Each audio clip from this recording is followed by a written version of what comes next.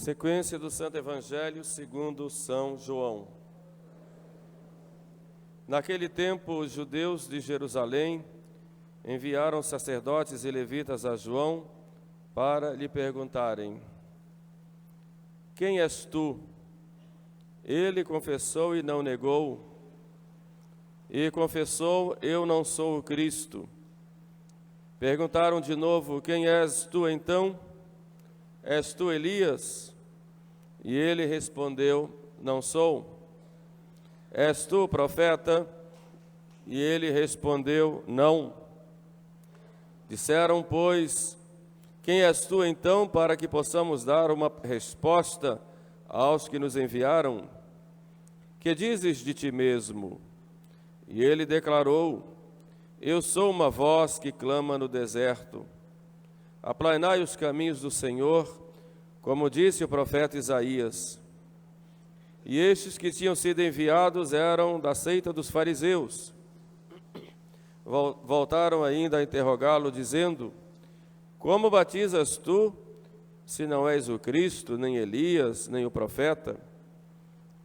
João respondeu-lhes, dizendo: eu batizo em água, mas no meio de vós está um que vós não conheceis, e esse é o que há de vir depois de mim, e o qual eu não sou digno, que existiu antes de mim, e de quem eu não sou digno de desatar as correias das sandálias. Estas coisas se passaram em Betânia, do lado de lá do Jordão, onde João estava batizando. Que pelas palavras do Santo Evangelho sejam perdoados os nossos pecados.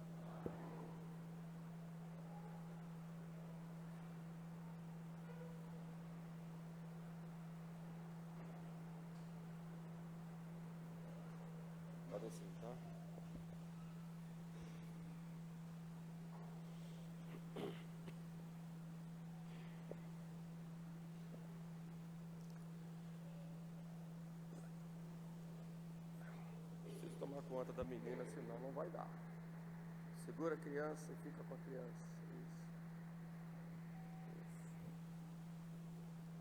Isso. Muito bem. Como eu disse no início da missa, hoje é o chamado domingo de Gaudete, ou seja, o domingo da alegria.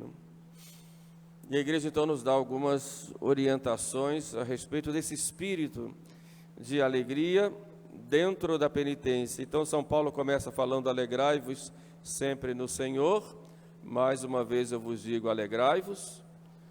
E depois então nós vamos ouvir uma comitiva ir a São João para perguntar a São João se ele era o Messias.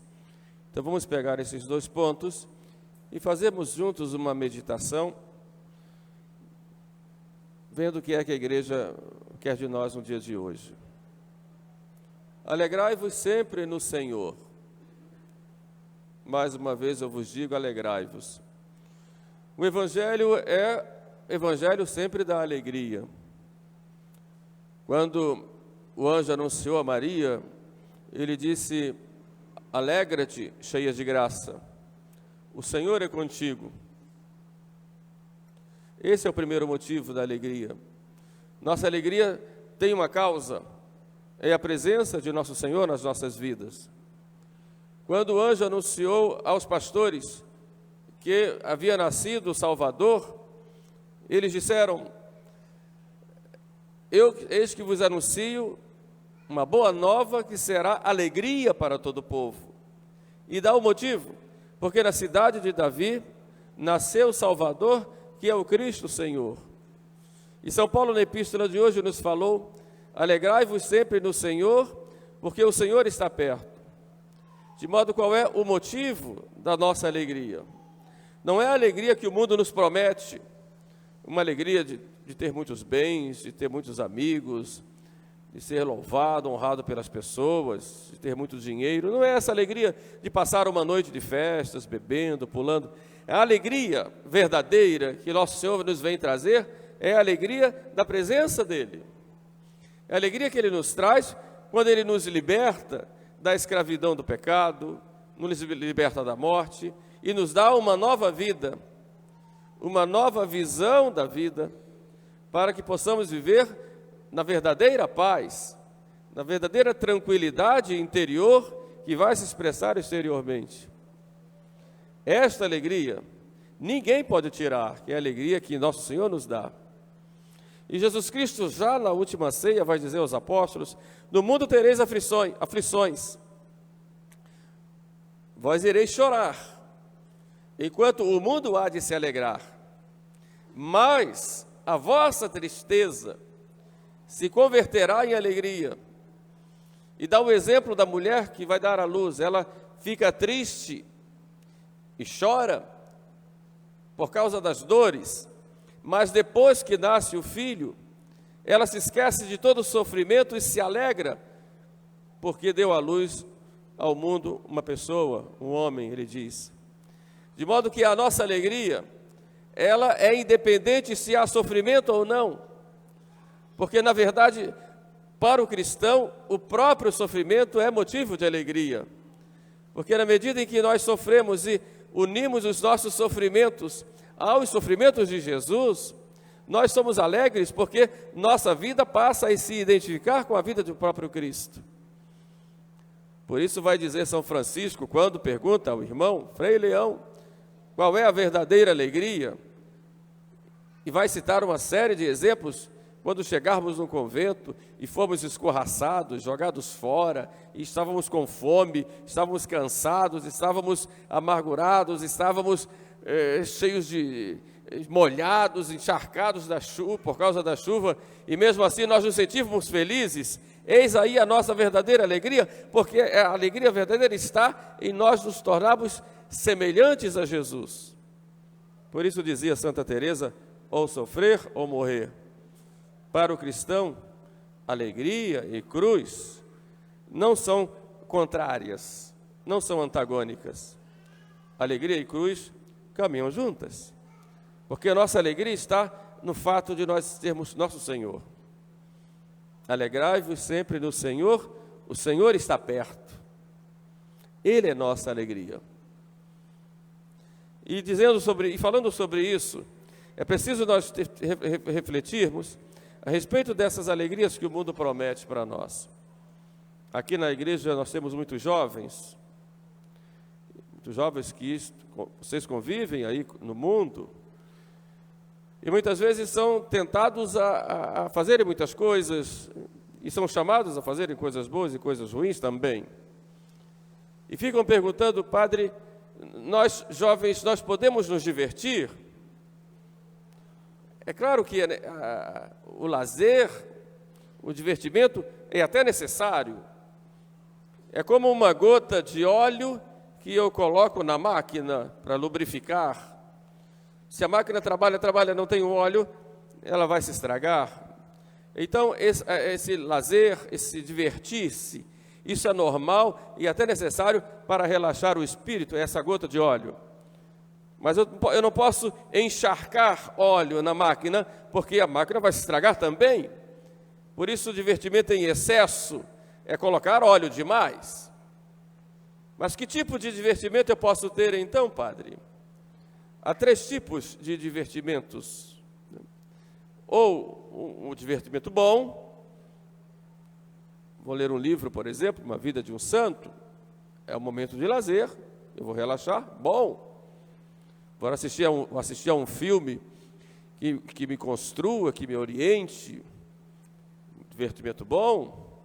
Há aqueles divertimentos que são maus, ou intrinsecamente maus. Vai lá ver, por exemplo, um filme pornográfico, isso é intrinsecamente mal. Ir a uma boate, por exemplo, é mal, não só pelo ambiente, mas pelo que se forma ali, muitas vezes como meio de aliciar jovens para a droga, para o crime, para o sexo, etc. E há aqueles divertimentos que são indiferentes, que podem ser bons ou maus, de acordo com as circunstâncias que se colocam, com o ambiente que vai se formar e com as pessoas. Quer dizer, o divertimento bom eu digo vai, o mal eu digo não vai, e os outros indiferentes? Aí é que você precisa ter prudência de saber onde você vai, como frequentar, e ver se aquele lugar não é ocasião de pecado. Porque nem todos os divertimentos ou todos os lugares de diversões o católico deve ir ou pode ir, porque vai pecar. Então não vá. Mesmo que vá juntar um grupo de pessoas católicas que vão num ambiente, se aquele ambiente que se formou ali é ruim e leva pessoas a pecarem, não vá, é imprudência. Então é preciso ter esse discernimento de nesses divertimentos que são indiferentes, você ter o discernimento de saber, ali me cabe ou não. Eu ali vou relaxar, vou descansar, vou ficar melhor, ou ali eu vou ofender a Deus. E isso é importante o jovem ter com discernimento nesse ponto. Não vou entrar aqui em casuísmos, porque existem muitos e muitos casos, mas o princípio é esse. Se aquilo vai me fazer bem ou vai me fazer mal, pelas pessoas que estão, pelo ambiente que se formou, ou pelo espírito com o qual eu vou lá. Então, eu preciso ter esse cuidado. Sobretudo, por exemplo, quando um católico vai a festas, que tipo de festas eu vou? Que tipo de ambiente vai se formar lá? Eu quero fazer uma festa do meu aniversário, do meu casamento, que tipo de festa eu vou fazer, eu vou programar? É para haver um divertimento sadio, que vai construir, que vai fazer com que as pessoas saiam dali melhores, ou vai ser um ambiente regado em bebedeiras, com músicas mundanas, no sentido que vão levar os jovens a se perderem, a irem nos baixos instintos e tudo mais. Quer dizer, tudo isso eu tenho que pensar, né, para ter uma verdadeira alegria. Alegrai-vos sempre no Senhor, o Senhor está perto. Então, quando eu for para um lugar, eu tenho que perguntar: Jesus pode estar lá comigo ou não? Eu posso convidá-lo ou não? Ele pode sentar à nossa mesa ou não? Ele pode assistir a esse espetáculo ou não? Entenderam? Alegrar, porque o Senhor está perto. Um segundo ponto, a gente vai chegar agora na figura de João Batista. João Batista é aquele que faz o eixo entre o Antigo e o Novo Testamento. São João, o evangelista, falando dele, diz: ele não era luz, mas veio para dar testemunho da luz. Então a missão de João era dar testemunho. Ser testemunha de quem? Do Cristo. Ele é que é a luz. E o que João sempre dizia: é preciso que ele cresça e eu diminua. Ele é o Cordeiro de Deus que tira o pecado do mundo. Eu não sou digno de desatar as correias das sandálias dele. Ele, não eu. De modo que nós temos que ter o cuidado de querer atrair as pessoas, não para nós, mas para Jesus. Ele é que é o protagonista. Ele é que é o rei. Não nós. Muitas vezes nós queremos fazer uma religião do nosso jeito. Queremos uma igreja da nossa forma de pensar. Queremos ações do nosso jeito. Mas nós perguntamos: é esse o jeito de Deus? É isso que Cristo quer? E muitas vezes temos essa tentação de querermos julgar a tudo e a todos como se nós estivéssemos acima do bem e do mal e fôssemos melhores que todos. Como se não estivéssemos sujeitos a pecar também, saímos julgando a todos, passando a todos do nosso crivo. E logo rotulando: esse é bom, esse é mau, esse é bom, esse é mau. Nós, evidentemente, somos bons, e vamos dizer que somos. De modo que o João Batista nos ensina a deixar Jesus Cristo à frente, a nos colocar a serviço dele, para que ele sim seja exaltado, e não nós. É preciso que ele cresça e eu diminua. Nós somos testemunhas dele, testemunhas da luz, e não nós. Por isso nunca devemos querer tomar o primeiro lugar, nunca devemos querer sermos servidos, e sim devemos servir. Nunca teremos dizer que eu tenho sempre razão e os outros estão todos errados. Nunca posso querer uma igreja do meu jeito, uma religião do meu jeito, fazer a minha fé do meu jeito. Por que muita gente sai da igreja católica e vai para o protestantismo, e hoje muitos estão indo para o candomblé, para o espiritismo, igreja messiânica e outras ortodoxas, etc. Por quê? Porque construiu na sua cabeça um Jesus do seu jeito. Não o Jesus que criou a sua igreja, que prometeu à sua igreja a infalibilidade e uma assistência até o fim do mundo. Não, eu quero um Cristo do meu jeito. Então eu procuro fabricar um Jesus e procuro a igreja que é mais de acordo com aquilo que eu fabriquei de Jesus. Por isso existem inúmeras seitas, cada uma falando um Cristo de uma forma. É da cabeça daqueles que estão lá e quiseram daquele jeito. Só que Jesus não está abaixo de nós. Nós não fabricamos o Cristo. Ele é e pronto. E nós nos submetemos a Ele. Nós obedecemos a Ele. Nós nos configuramos a Ele. É preciso que Ele cresça e eu diminua. Não quero atrair para mim as coisas, mas atrair para Ele. Isso é básico. Esse é o exemplo de João, de humildade, de pequenez. No terceiro ponto, nós vamos ver João dialogar, falando com aqueles judeus que foram lá, da seita dos fariseus. Quem és? És tu Elias? Não, não sou.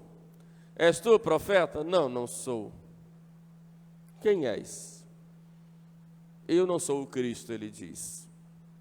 Mas no meio de vós está um que vós não conheceis, e de quem eu não sou digno de desatar a correia das sandálias. Quanto tempo tem que nós conhecemos a Jesus? E será que nós conhecemos realmente a Jesus? Porque a vida espiritual, ela consiste na vida em Cristo. E nós nos configurarmos a Cristo. O Pai ama o seu Filho, o Pai eterno ama o seu Filho. E nos Evangelhos nós vemos 2 vezes ele declarar isso de modo muito claro. Seja no batismo de Jesus, seja na transfiguração, este é meu Filho muito amado. Nele eu coloquei toda a minha complacência. Então, toda a complacência, todo o amor do Pai vai a Jesus. E quando o Pai nos vê, Ele tem que ver em nós o seu Filho Jesus. E por que é que nós devemos então nos configurar a Cristo? O cristão deve ser outro Cristo, porque o Pai, quando olha a cada um de nós, tem que ver o Jesus, tem que ver o seu Filho, porque é nele que está a complacência. E o Filho, ele agrada ao Pai, ele diz, nele eu ponho todo o meu agrado, todo o meu amor, tudo que eu faço é para agradar ao Pai, a minha vontade é fazer a vontade do Pai. Então, quando nós fazemos uma oração, quem é que faz essa oração? Jesus em nós. Mas quando o Pai nos olha, será que Ele vê em nós? Edilson, Pedro, João, será que Ele vê Jesus? Essa é a questão. Porque cada um de nós, pelo batismo, tem que se configurar a esta pessoa que é Jesus. Diz um dos santos padres que quando Deus foi fazer Adão do barro, Ele fez Adão olhando o seu filho. Então em Adão Ele fez ali a imagem do seu filho. E diz o santo padre, quando Ele fez os olhos de Adão, Deus disse, vou fazer os olhos, esses olhos que vão verter lágrimas. Essas lágrimas são lágrimas do meu filho, que vai também verter lágrimas. Quando colocou o sangue em Adão, diz esse santo padre, esse sangue é o sangue do meu filho que vai ser derramado. E assim, quando foi fazendo o homem, fez a imagem, o Adão é o próprio Jesus, a imagem de Jesus. Só que Adão pecou, e essa imagem foi manchada, conspurcada, ferida. E Jesus, então, ele morrendo na cruz, ele vem restaurar a verdadeira imagem querida pelo Pai. Só que essa verdadeira imagem é Ele mesmo, Deus feito homem. E nós vamos ser santos e agradáveis ao Pai na medida em que nós nos tornarmos semelhantes a Jesus. E quando eu disse antes a respeito do lazer, e perguntei para vocês, naquele lugar que vocês foram, Jesus podia estar lá com vocês? Vocês poderiam dizer, vem Jesus, entra e fica aqui comigo, ou não? Porque você tem que ser semelhante a Ele. Não é só o padre mais ainda, porque é o Cristo visível, digamos, no meio do povo. Mas é cada um. Tem que olhar Jesus nos seus gestos, como Jesus tratava as pessoas, como Jesus cuidava dos pecadores, como era Jesus na família, como era Jesus na rua, como era Jesus no tratamento com as pessoas que vinham a Ele, na casa, lá na sinagoga, lá no templo, na oração, com os apóstolos, com as viúvas, com os pecadores, enfim, com as crianças. Que atitudes! Então nós temos que nos aprofundar cada vez mais no conhecimento desta pessoa que é nosso Senhor Jesus Cristo, para nós nos configurarmos a Ele e sermos, num certo sentido, outros Cristos no mundo. Esta é a verdadeira espiritualidade cristã. Cada um deve ser o Cristo, no sentido de viver o Cristo no dia a dia. E eu tenho certeza, se vocês começarem a fazer isso, meditarem mais no Evangelho, estudarem mais, refletirem e procurarem viver, eu tenho certeza que a vida de vocês vai se transformar cada vez mais. Vão começar a enxergar o mundo de outra forma, com a própria visão do Cristo. E quando forem fazer suas orações, ou seus pedidos, o Pai vai olhar e dizer, meu filho está pedindo. Quem está falando comigo é meu filho, é Jesus. E nós só vamos para o céu por causa dele, porque estamos unidos a Ele. E é dessa forma que a gente se salva. Mas nós pouco conhecemos Jesus. E é isso que São João fala. Está no meio de vós, e vós não o conheceis. Recebe a Eucaristia. Quem é a Eucaristia? Jesus. Mas qual é a relação que você tem com Jesus na Eucaristia? Você reza o Pai Nosso todos os dias. Como é que você fala o Pai Nosso? Qual é a relação que você tem com o Pai em Jesus no Pai Nosso? O Papa Bento XVI dizia que a nossa história espiritual é a história de uma amizade com Jesus e que nós quebramos pelo pecado. E é tão importante isto, sobretudo nos últimos tempos, que o mundo vai nos cobrar se nós fomos ou não esta presença de Jesus para eles. E é tão importante que fez com que o Papa Bento, nas suas férias, se recolhesse para escrever um livro em 3 volumes, Jesus de Nazaré, para mostrar a importância de nós conhecermos mais, para vivermos mais. E depois nos seus escritos, nos seus discursos, agora o Papa Francisco vai na mesma linha, olhando outros aspectos.